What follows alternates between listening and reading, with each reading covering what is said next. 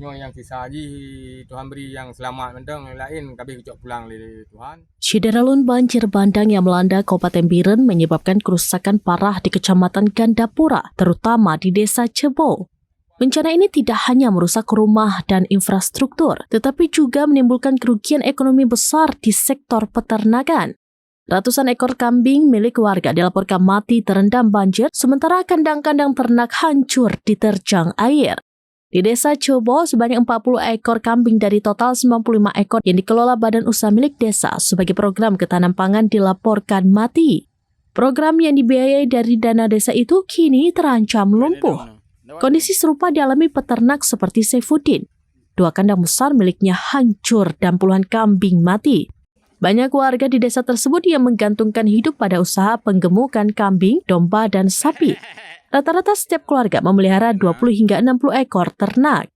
Masyarakat Desa Cebo mengharapkan perhatian dan bantuan serius dari pemerintah serta pihak terkait untuk pemulihan sektor peternakan dan pertanian. Bantuan tersebut diharapkan dapat mengembalikan roda perekonomian desa dan membantu warga bangkit pasca bencana.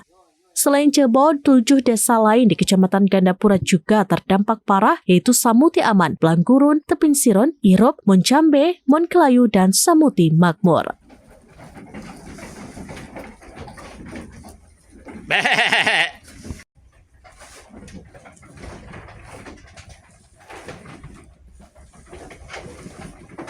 Yang baru?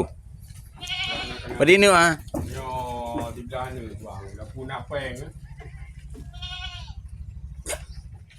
Kami yang kandang kamu yang untuk pengemukan kambing, yang kenyo yang kena efek banjir, nyo yang sisa haji Tuhan beri yang selamat mentang, yang lain kami kecok pulang li Tuhan.